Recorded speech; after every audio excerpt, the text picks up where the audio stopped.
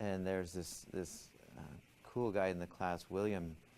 He told us about, remember this, the experience he had with somebody he had just barely gotten to know, and I've kind of forgotten the details. Do you remember the story? Tell us. So he's a gamer, and he was part of this forum or whatever to talk to people online. Is this the same Yes, story? yeah, that story. So he doesn't really use it for gaming purposes, but he uses it just to talk to people about random things.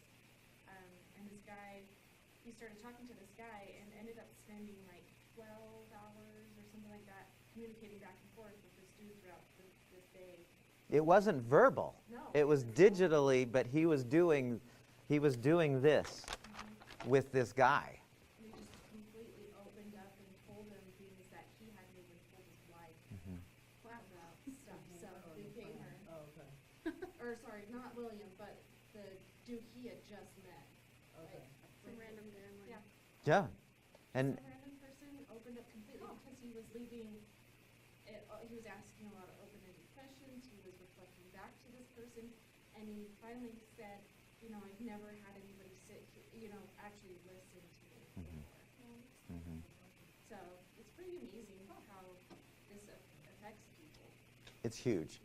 I mean, I was almost in tears when I was listening. Were you there that day too? I was almost in tears going, my gosh, what a gift you gave this guy. That he's never had that opportunity, or he said the guy said, nobody's ever listened to me like that. But there's a lot of people who don't get that, who don't have that ear, because people don't know how to do this. They think, oh, I'm listening when I can relate. Or I'm trying to fit, yeah. And that's not. Well, I just have a question. Yeah. So a while ago you said it's important to put a period at the end of your sentence. And I don't know if I'm taking this completely like turn on you, but I was just wondering, how does this compare with asking questions? Yeah. So you said he asked open-ended questions, and that's not part of this. When you listen empathically, you're just restating what they said and how they felt. And you invariably have to ask questions. The challenge that we have with questions is when we ask questions, we tend to kind of steer the direction of the, like you guys were asking me, well, what happened to my neighbor? Right? Or what happened to the dog? Has nothing to do with that emotion and that experience that I was wanting to tell. Right? So they were kind of steering, well, I want to know about this other thing, has nothing to do with this. So the idea is we need to be a little bit careful when we ask questions that it's not weird driving the conversation in a totally different direction. But we still have to ask questions, and so we just ask questions like, so how did you feel when that happened? I mean, what else took place that, you ask related questions as opposed to unrelated or sidetracking, I want to go this way in this conversation kinds of questions.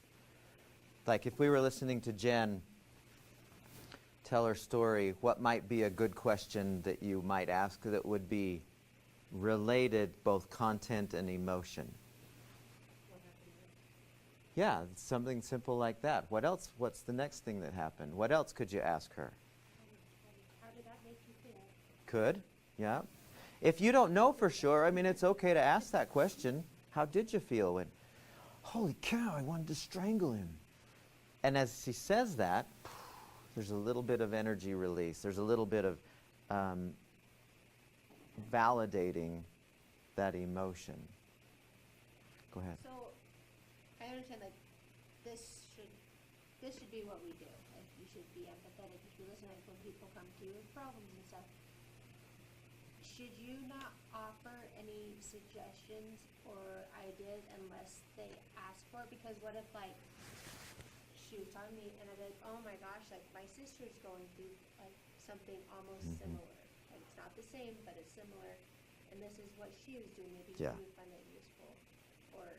With just empathetic listening, you wouldn't, right, unless I asked? Good question. Yes, that's what I'm wondering, because there's things that I would like to say to Yep. my sister, but I don't want her to close off, Yep.